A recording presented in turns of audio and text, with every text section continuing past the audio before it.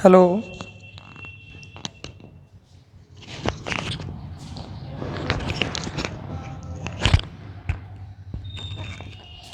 Hello,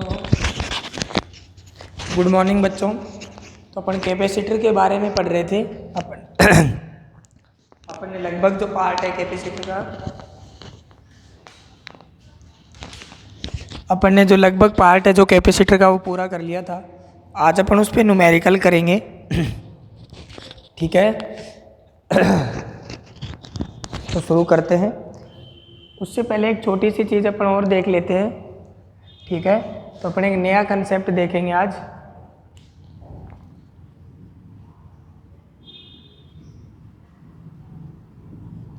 ठीक है, संधारित्र की प्लेटों के बीच में अपन परावैद्युत पदार्थ भरते हैं, आपको पता है।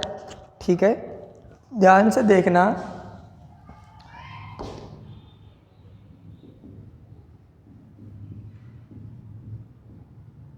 संधारित्र की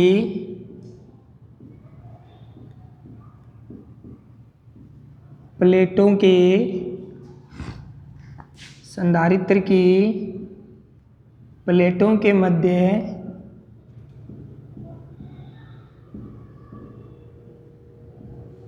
परावैद्युत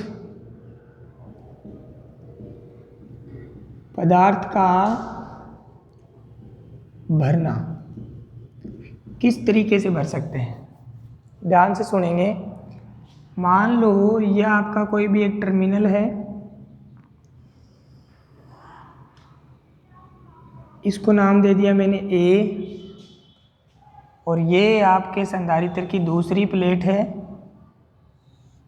और ये जो आपका टर्मिनल है इसको मैंने नाम दे दिया बी। अब ध्यान से देखना,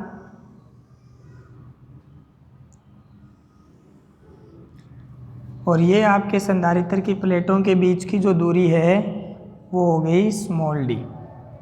ठीक है, अब मैंने संधारित्र के प्लेटों के बीच में 3 प्रकार के परावैद्युत भर दिए, तो ये जो दूरी है वो हो गई d/3, d/3, और ये भी कितनी हो गई d/3। ओके बेटा, तो संधारित्र की प्लेटों के बीच में जब अपन इस टाइप से परावैद्युत पदार्थ भरेंगे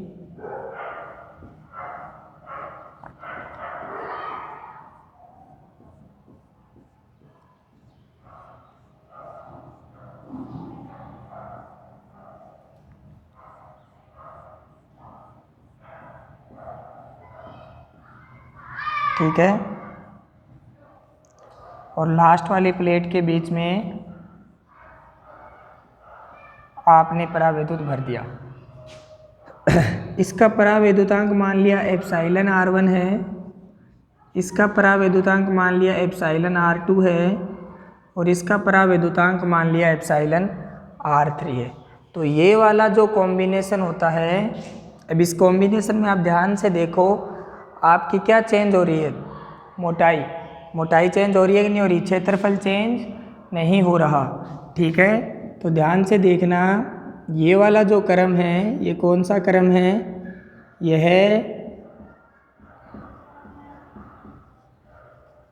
श्रेणी क्रम है। यह कौन सा क्रम है, यह श्रेणी क्रम है। दिख रहा है आपको?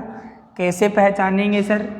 एक तो वही बात, दोनों टर्मिनल के बीच में बैटरी लगा के देखेंगे और ये देखेंगे कि दोनों किस टाइप से जुड़े हुए हैं। अगर विभवांतर समान आता सभी प्लेटों के ऊपर तो कौन सा क्रम हो जाता, समांतर क्रम। लेकिन विभवांतर समान नहीं है, क्योंकि केवल और केवल इस प्लेट और इस प्लेट का विभवांतर हम पता करेंगे, बीच वाले के बारे में अभी हमें कुछ पता नहीं है। इसमें दूसरा अभी ऐसे ध्यान रखना है, मोटाई श्रेणी क्रम में हमेशा क्या बदलती है, मोटाई बदलती है। सही है, क्षेत्रफल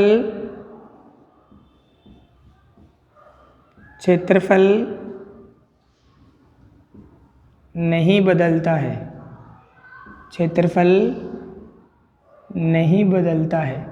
तो क्षेत्रफल आपके किसी भी प्लेट का पूरे का क्षेत्रफल ए है तो सभी का ही क्या रहेगा, ए रहेगा।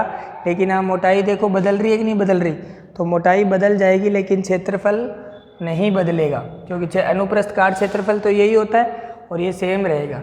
अब सेकंड केस अगर अपन देखेंगे, ध्यान से देखना बेटा, वही वाला संधारित्र है आपके पास, उसका ये टर्मिनल ए, ठीक है, उसके जस्ट सामने एक दूसरी प्लेट आपने ली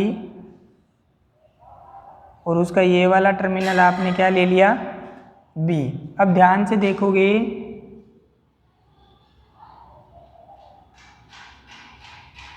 आपने इस संधारित्र को कितने भागों में डिवाइड कर दिया, 2 भागों में। तो अब ध्यान से देखना बेटा,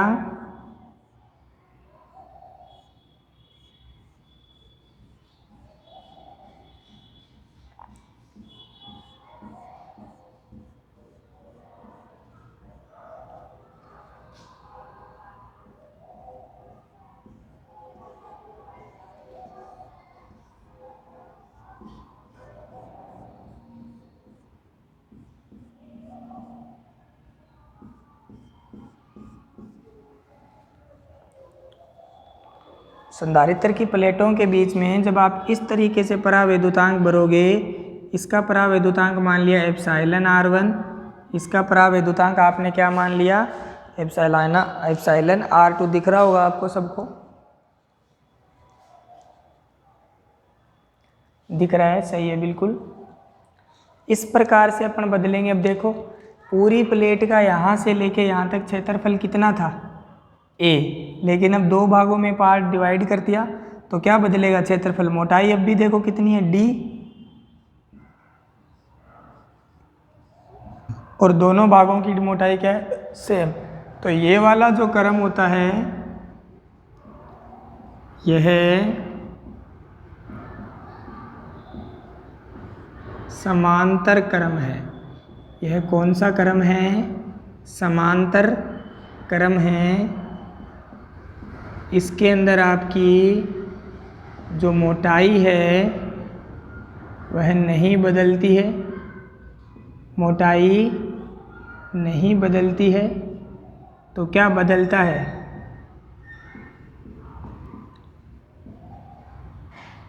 क्षेत्रफल बदलता है। ओके बेटा, तो ये 2 चीज़ें आपको ध्यान रखनी है। जब आप समांतर प्लेट संधारित्र के बीच में परावैद्युत भर रहे हो और परावैद्युत भरने के बाद आप क्या देख रहे हो कि परावैद्युत की मोटाई बदल रही है, क्षेत्रफल नहीं बदल रहा, तो वो कौन सा क्रम हो जाएगा, श्रेणी क्रम। और जब क्षेत्रफल बदलता है, मोटाई नहीं बदलती है, तो वो कौन सा क्रम हो जाएगा, समांतर क्रम। कैसे पहचानेंगे सर, इन दोनों टर्मिनल के बीच में बेंट्री लगा के देखेंगे तो यहाँ, यहाँ, यहाँ और यहाँ, इसके और इसका, इसके और इसके, जो दोनों का आपका क्या है, वो अंतर है, वो बदल जाएगा। ओके बेटा, तो सब ये बहुत ही आपका इम्पोर्टेंट कंसेप्ट है। समांतर प्लेट संधारित्र के बीच में जब परावैद्युत पदार्थ अपन भरते हैं तो अपन क्या देखते हैं, अपने को पता नहीं चलता कि कौन सा श्रेणी क्रम और कौन सा समांतर क्रम है। तो एक बार फिर से देख लीजिए, अपने पास एक समांतर प्लेट संधारित्र है जिसके बीच में आपने परावैद्युत पदार्थ को भरना है। ठीक है बेटा, तो ये आपके समांतर प्लेट संधारित्र की 2 प्लेटें थी। यहाँ पे आपने एप्सिलॉन r1 परावैद्युत भर दिया, यहाँ पे एप्सिलॉन r2 परावैद्युत भर दिया और यहाँ पे क्या भर दिया, एप्सिलॉन r3 परावैद्युत भर दिया। अब हमें यहाँ पे क्या देखना पड़ता है कि कौन सा क्रम श्रेणी है और कौन सा क्रम समांतर है। तो अपन क्या देखेंगे कि श्रेणी और समांतर क्रम देखने के लिए हम ये देखेंगे कि श्रेणी क्रम कब होगा, जब मोटाई बदलती है। संधारित्र की प्लेटों में जो आपने परावैद्युत भरा है, अगर उनकी मोटाई आपकी संधारित्र की प्लेटों की मोटाई के अनुसार बदल रहा है तो वो कौन सा क्रम हो जाएगा, श्रेणी क्रम। जैसे यहाँ पे देखो, इसकी मोटाई क्या होगी, d/3 d/3 d/3। क्षेत्रफल पूरी प्लेट का क्या था, a, तो अब भी क्या रहेगा, a, लेकिन मोटाई क्या हो गई, बदल गई, क्षेत्रफल नहीं बदला। जब मोटाई बदलती है और क्षेत्रफल नहीं बदलता तो वो कौन सा क्रम कह देंगे अपन, श्रेणी क्रम। अब इसमें देखो, सीधी सी बात है, जब भी अपने को पता करना हो तो इन दोनों के बीच में अपन क्या जोड़ के देख लेंगे, बेंट्री। इसमें देखो मोटाई नहीं बदल रही, इसकी भी मोटाई d है, इसकी भी मोटाई d है, लेकिन इसका क्षेत्रफल आधा हो गया। ये यहाँ से लेके यहाँ तक कितना हो गया, a/2, और यहाँ से लेके यहाँ तक भी ये भी कितना हो गया, a/2। इसका मतलब क्षेत्रफल बदल रहा है और मोटाई नहीं बदलती। तो मोटाई नहीं बदलती है, क्षेत्रफल बदलता है। तो ये वाला कौन सा क्रम हो गया, समांतर क्रम। और अगर अपने को पता करना हो तो इन दोनों टर्मिनल के बीच में अपन बेंट्री लगा के देख लेंगे तो अपने को पता चल जाएगा कि श्रेणी क्रम है या समांतर क्रम है। ओके बेटा, आई होप आपको ये समझ में आया होगा। फटाफट स्क्रीनशॉट ले लीजिए क्योंकि ये बहुत ही एडवांस लेवल की चीज़ें हैं, आपकी कॉपी में या आपकी किताब में आपको नहीं मिलेगी, तो स्क्रीनशॉट लेते रहिए।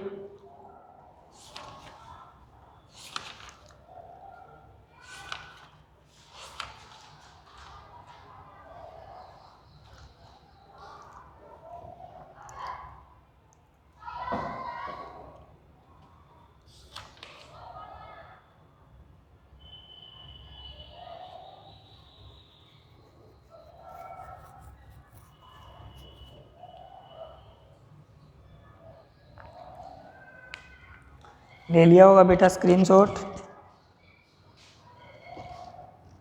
आगे बढ़ते हैं फिर। तो यहाँ से अपने को पता करना है कि कौन सा क्रम श्रेणी है और कौन सा क्रम समांतर है। श्रेणी और समांतर क्रम अपन यहाँ से पता कर सकते हैं, ठीक है। इसके ऊपर बहुत ही प्यारे प्यारे क्वेश्चन आते हैं, आज अपन वो क्वेश्चन भी देखेंगे। तो ये आपका कंसेप्ट नंबर 1 था। अब अपन कंसेप्ट नंबर किसकी तरफ जाएंगे, 2 की तरफ। ऐसे ही कुछ क्वेश्चन आते हैं आपके, तो उनके लिए अपन बात करेंगे कि किस टाइप के क्वेश्चन आपसे पूछे जा सकते हैं, ठीक है।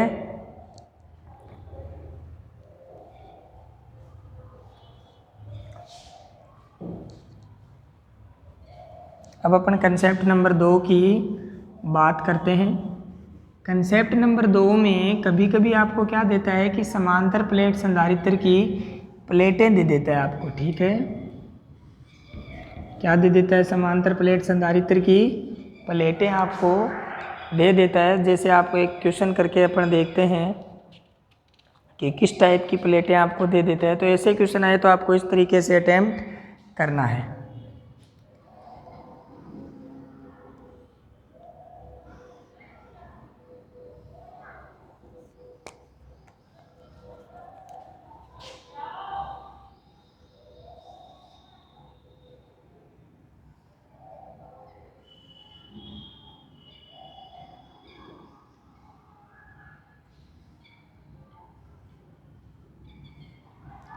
या आपको टर्मिनल वो ए देगा और यह आपको टर्मिनल उसने क्या दे देगा, बी। सभी प्लेटों के बीच की दूरी है वो क्या है, समान है। सभी प्लेटों के बीच की दूरी क्या रहेगी, समान। जैसे ये भी आपको उसने कितनी दे दी, डी दे दी। ये भी आपको कितना देगा, डी देगा। और ये भी आपको कितना देगा, डी देगा, ठीक है बेटा। तो इस टाइप से आपको दे सकता है, ठीक है। तो जैसे ही इस टाइप का क्वेश्चन आपको दे तो आपको सबसे पहले क्या करना है, जिन 2 टर्मिनल के बीच में आपको तुल्य धारिता ज्ञात करनी है, जिन 2 टर्मिनल के बीच में आपको तुल्य धारिता ज्ञात करनी है, उन दोनों टर्मिनल के बीच में अपन एक बैटरी कनेक्ट कर देंगे। अपनी तरफ से इन दोनों टर्मिनल के बीच में अपन एक बैटरी कनेक्ट कर देंगे। ये कर दी सर हमने, ठीक है। वे बैटरी का आपने पोटेंशियल मान लिया V, ठीक है। अब इसके ऊपर थोड़ी सी बात कर लेते हैं एक बार। आगे वाले चैप्टर में आपके इसी के ऊपर ही बात करेंगे अपन, ठीक है। अब बैटरी के इस टर्मिनल का जो ये बैटरी जो आपको दिख रही है, यहाँ पे जो आपको V दिख रहा है, इस V का मतलब ये है कि इन दोनों टर्मिनल के बीच का जो विभवांतर है वो V है। जैसे ये अगर 0 आप मानोगे तो ये कितना हो जाएगा, V। कई बोले नहीं सर ये तो V मानेंगे हम, तो ये कितना हो जाएगा, 2V। ये अगर आपने 2v मान लिया तो ये कितना हो जाएगा 4v 3v। ठीक है, तो इन दोनों जो बैटरी का आपको विभवांतर दिया होता है उस विभवांतर का मतलब ये होता है कि बैटरी के बड़े वाले टर्मिनल और बैटरी के छोटे वाले टर्मिनल का जो अंतर है वो कितना आना चाहिए v।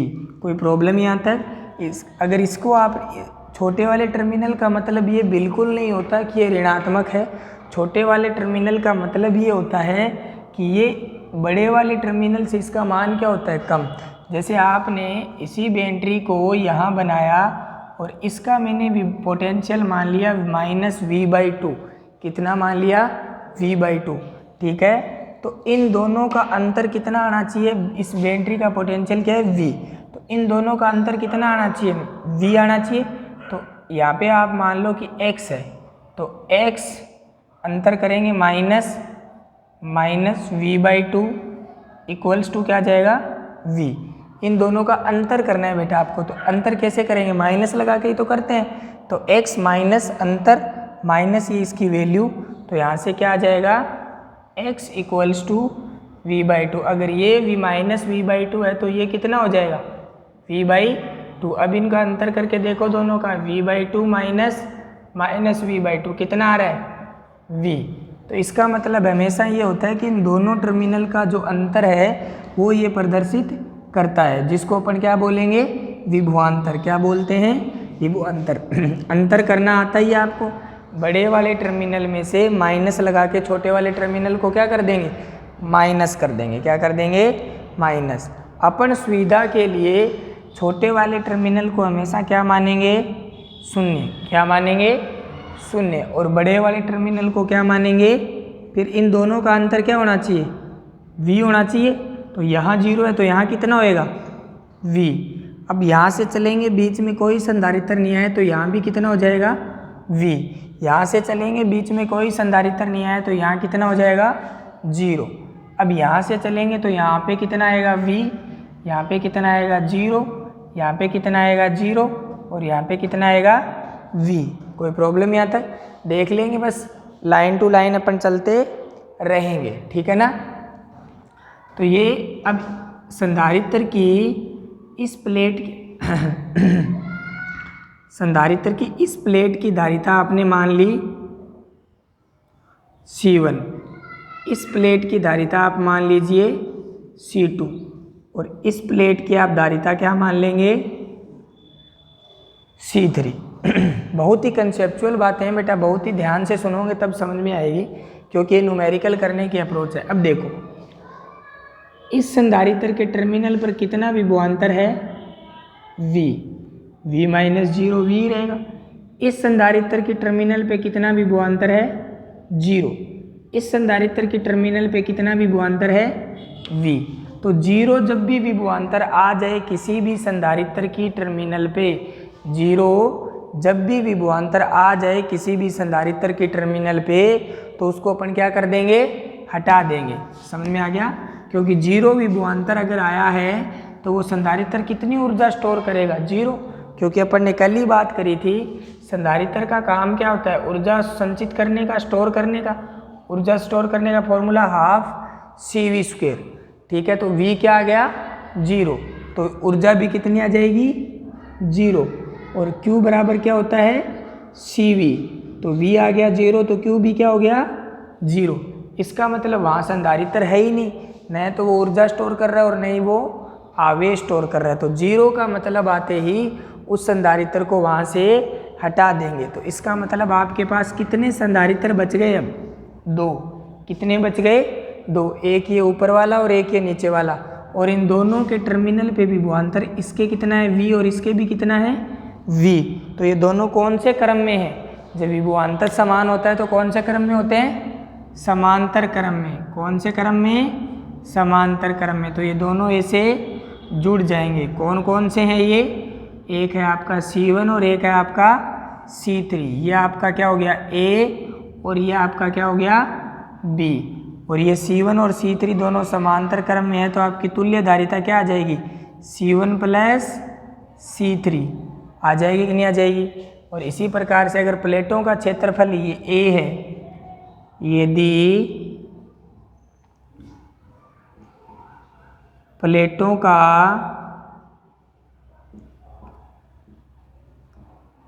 क्षेत्रफल a है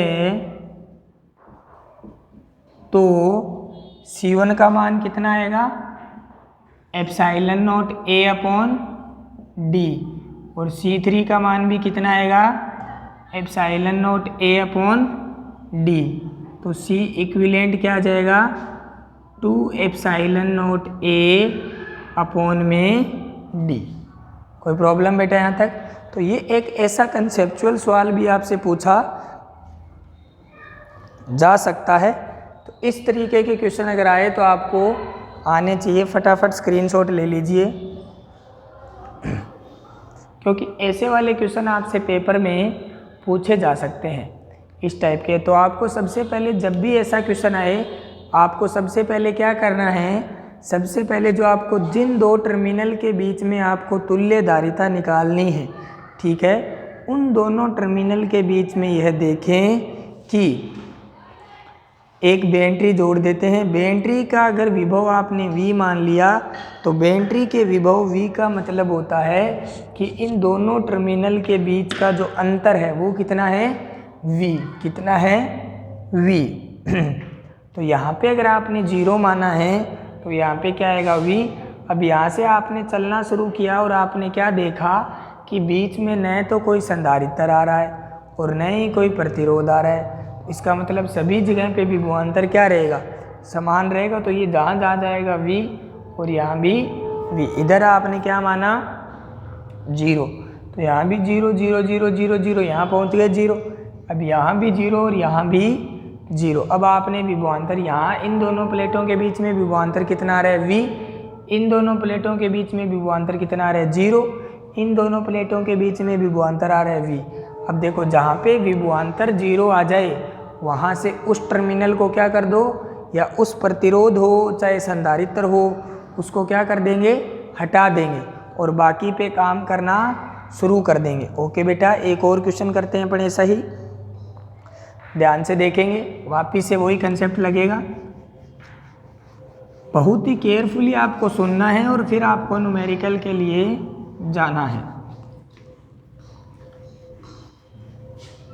ठीक है। अब शुरू करते हैं वापिस से।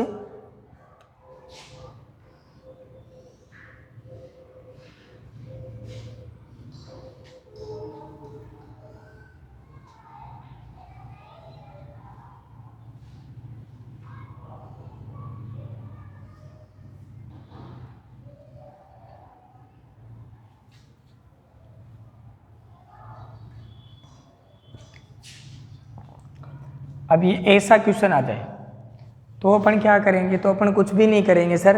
सबसे पहले जो आपको जो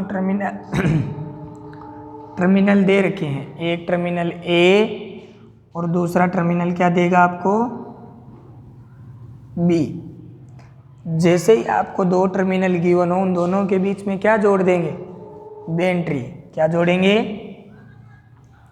बस यही अप्रोच आपको न्यूमेरिकल के लिए रखनी है कि जैसे ही आपको क्वेश्चन मिले ऐसा, सबसे पहले क्या जोड़ देंगे, बेंट्री। ये जोड़ दी सर, ठीक है। अब वही बात, इसका विभव मैंने मान लिया V। इसके विभव V का क्या मतलब है कि इसके दोनों टर्मिनल के बीच का जो अंतर है वो कितना आएगा, V आएगा। कितना आएगा, V आएगा, ठीक है। तो यहाँ पे मैंने इसको 0 माना तो यहाँ पे क्या आ गया, V। यहाँ से चलना शुरू किया आपने तो यहाँ भी क्या आएगा, V। यहाँ भी क्या आएगा, V। यहाँ भी क्या आएगा, V। यहाँ से चलना शुरू किया, यहाँ क्या आया, 0। यहाँ भी क्या आएगा, 0 और यहाँ भी क्या आएगा, 0। अब ध्यान से देखो, ये वाला संधारित्र आपका विभवांतर कितना है, V। तो धारिता मैंने मान ली C1। ये आपके दूसरे वाला संधारित्र विभवांतर, इस पे भी कितना है, V। ठीक है, अंतर तो V माइनस 0 V रहेगा।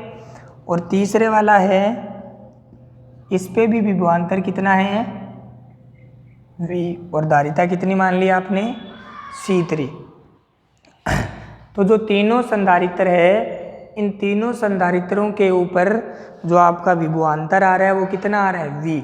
इसका मतलब तीनों संधारित्र कौन से क्रम में है, तीनों संधारित्र आपके कौन से क्रम में है, समांतर क्रम में। कौन से क्रम में है,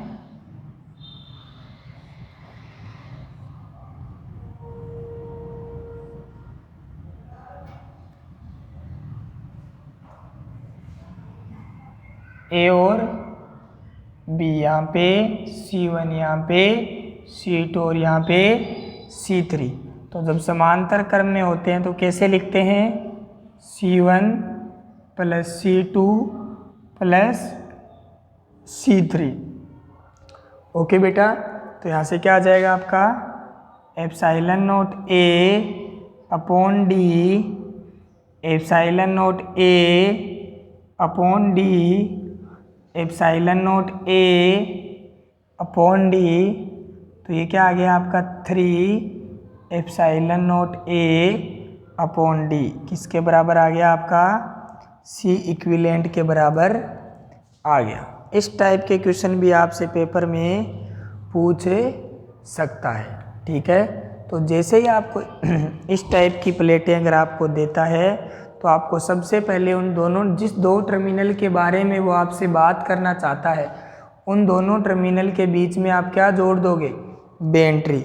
सबसे पहले जिन दो टर्मिनल के बारे में वो आपसे बात करना चाहता है उन दोनों टर्मिनल के बीच में आप क्या जोड़ दोगे, बेंट्री जोड़ देंगे सर। और जैसे ही बेंट्री जोड़ देंगे, ठीक है, तो फिर अपन देखेंगे कि संधारित्र की प्लेटों के बीच में विभवांतर क्या आ रहा है। अगर संधारित्र की प्लेटों के बीच में विभवांतर समान है, इसका मतलब वो सभी संधारित्र किस में है, समांतर क्रम में। और अगर किसी भी प्लेट के ऊपर विभवांतर आपका क्या हो रहा है 0, तो उसको वहाँ से अपन क्या कर देंगे, हटा देंगे। ओके बेटा, तो ये एक आपका बहुत ही इम्पोर्टेंट कंसेप्ट जो है जो ख़त्म होता है, ठीक है। इसके आगे अपन बात करते हैं। तो अपन आगे बढ़ते हैं। अब अपन कुछ क्वेश्चन करेंगे जिसमें अपन तुल्य धारिता निकालना सीखेंगे। तो आप ध्यान से समझते जाना, ये भी क्वेश्चन के ही टाइप है। इस टाइप के क्वेश्चन आपके पेपर में आ सकते हैं, ठीक है बेटा। तो अब शुरू करते हैं। जैसे पहला क्वेश्चन है आपका, इजी से शुरू करेंगे ताकि आपको अच्छे से समझ आ जाए।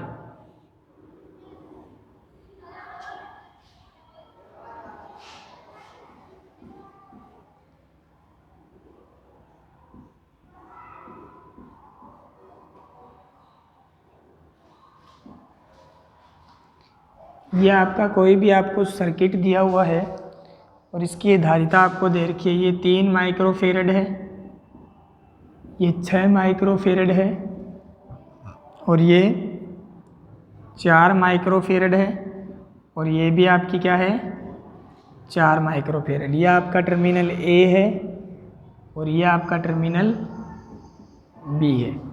आपसे बोलेगा कि ए व बी के बीच में तुल्य धारिता बताइए। तो अब ध्यान से देखिए, ये दोनों कौन से क्रम में है, श्रेणी क्रम में। ये आपके ऊपर वाले दोनों कौन से क्रम में है, ये कौन सा कॉम्बिनेशन है, सीरीज। और ये भी दोनों कौन से क्रम में है, सीरीज, ठीक है। अब इसको पहले आगे बनाते हैं सीरीज कॉम्बिनेशन इसका। तो ये 2 जुड़ के 1 बनेगा, इसी टाइप से ये 2 जुड़ के भी क्या बनेगा 1, और ये आपका पॉइंट ए और ये आपका पॉइंट बी। अब देखो 3 और 6 किस में है, श्रेणी क्रम में। इनकी तुल्य धारिता कैसे निकालेंगे, 1/C1 1/3 प्लस 1/6। 6 क्या ले लिया एलसीएम, 2 + 1 3/6, तो कितना आ गया तो यहाँ से C1 का मान कितना आ गया 2। ओके, इसी टाइप से C2 का मान निकालेंगे तो क्या लिखेंगे 1/C2 1/4 प्लस 1/4 4 क्या आ गया एलसीएम, ये भी कितना आ गया, तो यहाँ से C2 की वैल्यू भी क्या आ गई 2। तो C1 भी 2 है और C2 भी कितना है 2। और अब ये दोनों कौन से कॉम्बिनेशन में है, पैरेलल कॉम्बिनेशन में। कौन से कॉम्बिनेशन में, तो ये आपका कौन सा कॉम्बिनेशन है पैरेलल। तो अब आपकी जो C3 आएगी वो किसके बराबर आ जाएगी C1 प्लस C2 के। तो C3 का मतलब C1 कितना निकाला है आपने 2 और C2 भी कितना है 2। तो C3 आपकी कितनी आ गई 4 माइक्रोफेरेड। इस टाइप के क्वेश्चन भी आपके आ सकते हैं। तो ये आपका इस टाइप के अगर क्वेश्चन आएंगे तो बोर्ड में तो इतने ही सिंपल आते हैं, सीधे सीधे आएंगे, तो ये आप कर सकते हो। ठीक है बेटा, इस टाइप का क्वेश्चन आएगा तो आप इजीली उसको कर सकते हो। ठीक है,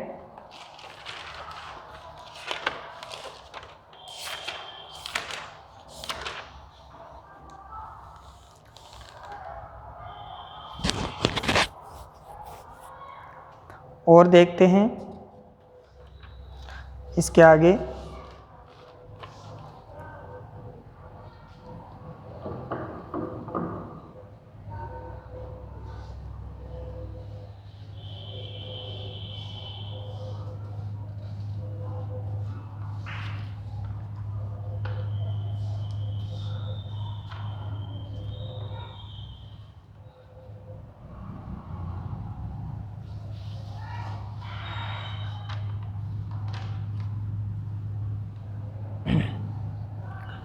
ओके बेटा, नेक्स्ट क्वेश्चन देखते हैं।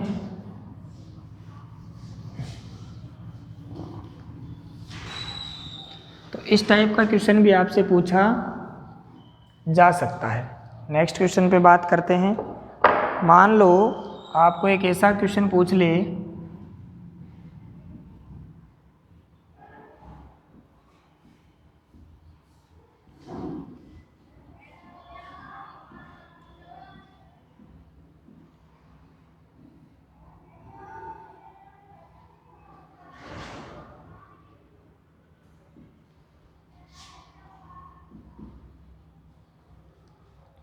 ठीक है, और सभी की जो वैल्यू है वो कितनी है 2 माइक्रोफेरेड 2 माइक्रोफेरेड 2 माइक्रोफेरेड और 2 माइक्रोफेरेड। आपसे बोले कि तुल्य धारिता बताओ, क्या बताओ तुल्य धारिता।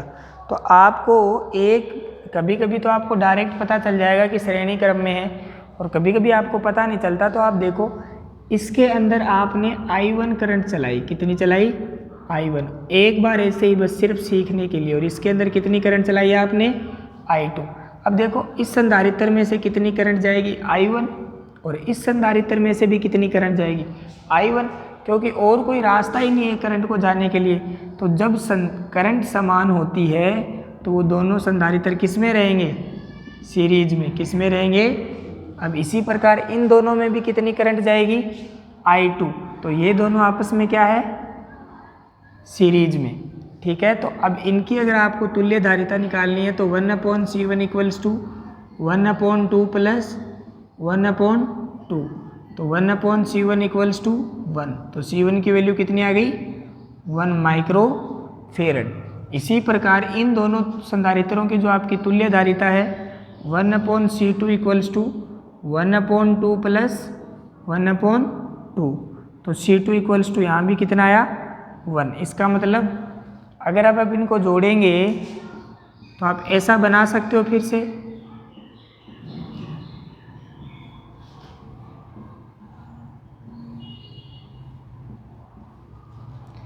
ये आपका टर्मिनल A और ये आपका टर्मिनल B, ऐसा बना सकते हो। इसको खींचो ऐसे, ये ऊपर रह जाएगा और ये कहाँ रह जाएगा नीचे।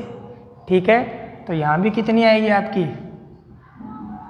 1 माइक्रोफेरेड, और यहाँ भी कितनी आएगी 1 माइक्रोफेरेड, और ये दोनों अब किस में है आपके पैरेलल में। तो CAB जब आप निकालेंगे तो 1 + 1 तो कितनी आ जाएगी 2 माइक्रोफेरेड। इस टाइप का क्वेश्चन भी आपके आ सकता है।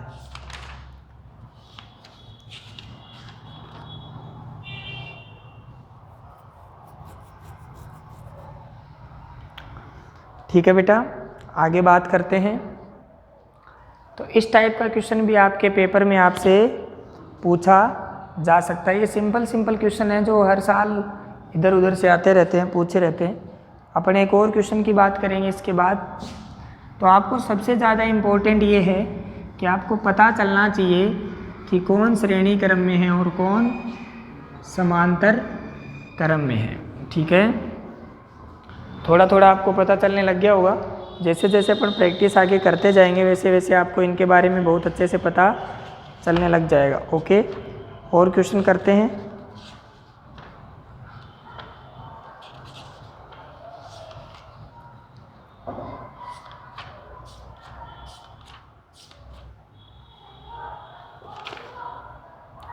जैसे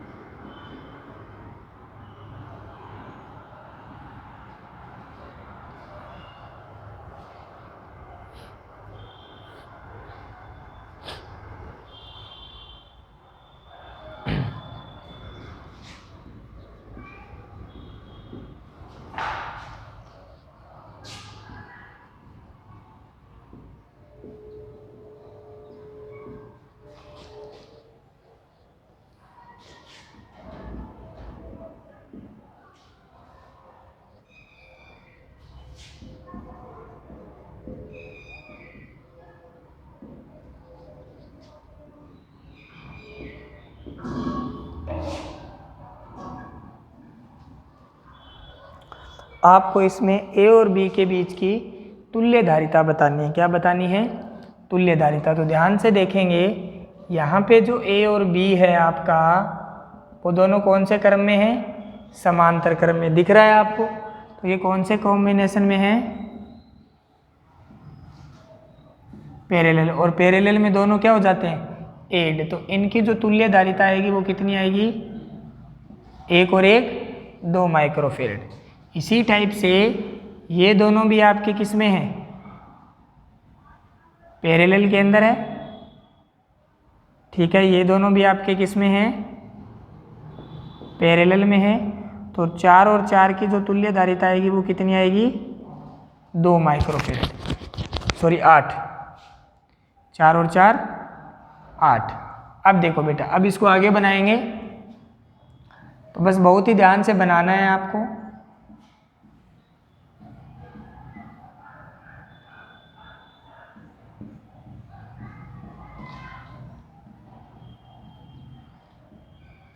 ये आपका A और ये आपका B। ये 2 माइक्रोफेरेड, ये भी 2 माइक्रोफेरेड, ये 8 माइक्रोफेरेड और ये भी 8 माइक्रोफेरेड। अब पिछले वाला क्वेश्चन ही हो गया, ये दोनों किस में है? सीरीज में। तो 2 और 2 कितना हो जाएगा मिलके सीरीज में? 1 होता है। तो ये दोनों किस में है आपके? सीरीज में। और इनकी जो तुल्य धारिता आएगी वो कितनी आएगी? 1 माइक्रोफेरेड। और ये दोनों भी किस में है? सीरीज में। और इनकी जो तुल्य धारिता आएगी वो कितनी आएगी? 4। 1/8 + 1/8 करोगे। अब ध्यान से देखो, ये वो वाला सर्किट बन जाएगा फिर से।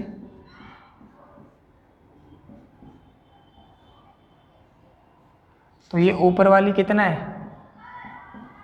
1 माइक्रोफेरेड और ये कितना है, तो 1 और 4 मिलके आपस में कितना बनाएंगे, तो सी ए बी के बीच की तुल्य धारिता कितनी आ गई, 5 माइक्रोफेरेड। इस टाइप से भी आपके सामने क्वेश्चन पूछा जा सकता है, तो आपको हर एक क्वेश्चन के लिए तैयार रहना है।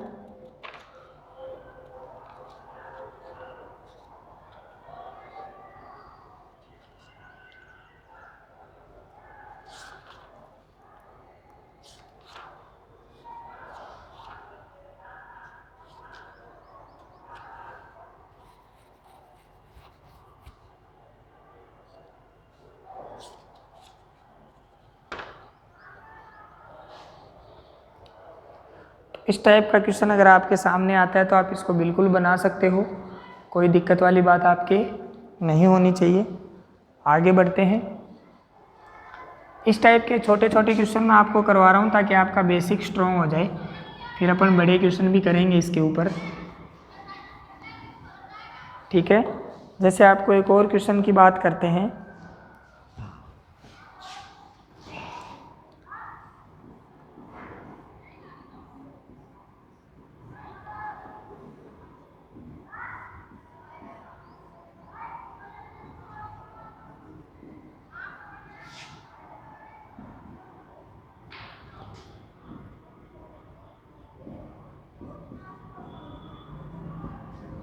ये 10 माइक्रोफेरेड, ये 10 माइक्रोफेरेड, इसकी वैल्यू हमें दे रखी है सी, ठीक है। इसकी वैल्यू हमें क्या दे रखी है, सी।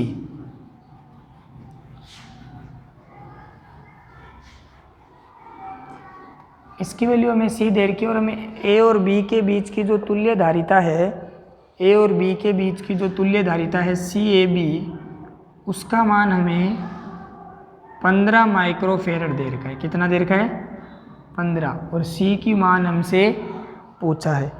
ए और बी के बीच में हमें तुल्य मान कितना दे रखा है, 15 माइक्रोफेरेड, और सी की वैल्यू हमें पूछे। तो ध्यान से देखो, ये दोनों किस में है, समांतर क्रम में, और जैसे ये समांतर क्रम में है तो इनके बीच का जो आपका सर्किट आएगा वो ऐसा आ जाएगा, 10 और 10 कितना हो गया, 20, और ये आपका सी, ये आपका ए टर्मिनल और ये आपका बी टर्मिनल। तो सी ए बी के बीच की जो तुल्य धारिता है उस सर्किट के अकॉर्डिंग क्या जानी चाहिए, आपको पता है, मैंने बताया था C1 C2 upon C1 plus C2, तो 20C अपॉन 20 प्लस C। कैसे आया, 1/20 प्लस 1/C, फिर उसको क्या ले लेंगे, एलसीएम लेके सोल्व करेंगे तो ये आपका आ जाएगा। और दो संधारित्रों के लिए मैंने आपको बता रखा है C1 C2 upon C1 plus C2, ये किसके बराबर है, 15 माइक्रोफेरेड के। तो काट देंगे, 5 से 3 और 4, तो 4C equals to 60 plus 3C, तो C इक्वल्स टू 60 माइक्रोफेरेड। ये किसकी वैल्यू आ जाएगी, C की। दो संधारित्र जब श्रेणी क्रम में जुड़े होते हैं तो उनकी तुल्य क्या होती है, 1/C1 प्लस 1/C2 को जोड़ेंगे तो C1 C2 upon C1 plus C2। तो कभी कभी आपसे तुल्य धारिता का मान दे के आपकी जो अननोन क्वांटिटी रहती है सर्किट के अंदर वो भी आपसे पूछी जा सकती है। तो आपको हर एक टाइप के क्वेश्चन के लिए रेडी रहना है। क्वेश्चन आपसे किसी भी प्रकार का कैसा भी पूछा जा सकता है। ओके बेटा, तो ये एक और आपका एक अच्छा क्वेश्चन अपन ने किया, ठीक है। अब अपन इससे आगे बढ़ते हैं।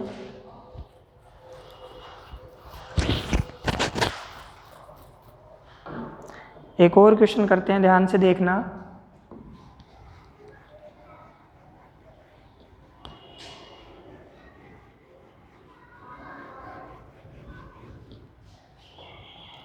इस बार वाले क्वेश्चन में देखते हैं, ध्यान से बहुत ही केयरफुली सुनना आप।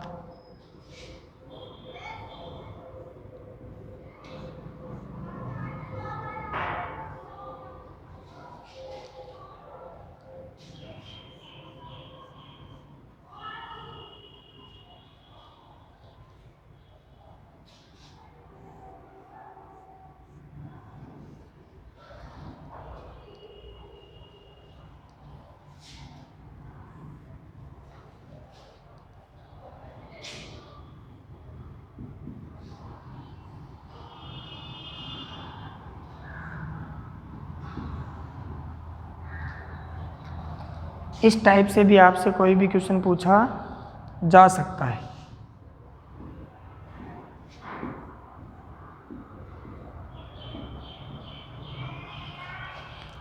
ओके बेटा, तो ध्यान से देखेंगे, यहाँ से शुरू करते हैं। ये दोनों संधारित्र किस में है? समांतर क्रम में। तो इसका पहले एक सर्किट बनाते हैं। सी और सी कितना हो गया? 2C। तो ये ऊपर वाला 2C, फिर ये इसके नीचे वाला 2C, और फिर ये फाइनल आपका जो आपने अभी 2C बताया है वो वाला 2C। ठीक है,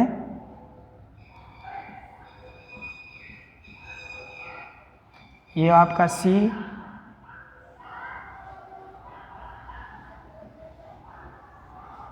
और यहाँ पे आपका 2C। तो ये आपका P पॉइंट और ये आपका Q पॉइंट। अब देखो, ये 2C और 2C किस में है? सीरीज में। तो 1/2C और 1/2C जुड़ेगा तो क्या बनाएगा? 1/C।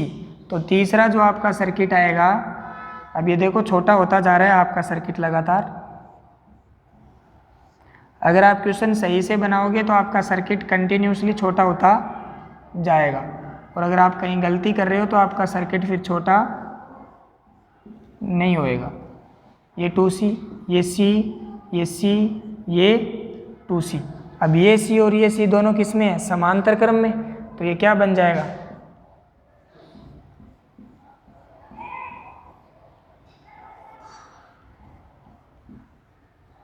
ये 2C, ये 2C, और ये भी 2C।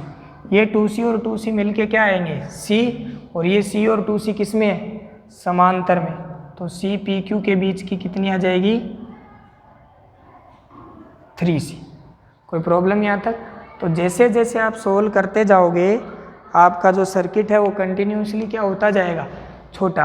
आपको सबसे पहले कभी कभी तो आपको सर्किट में डायरेक्ट देखने मात्र से ही पता चल जाएगा कि जो आपका कॉम्बिनेशन है वो सीरीज है या पैरेलल, और कभी कभी अपन उसको देखने के लिए उससे के साथ क्या कनेक्ट करेंगे? बैटरी।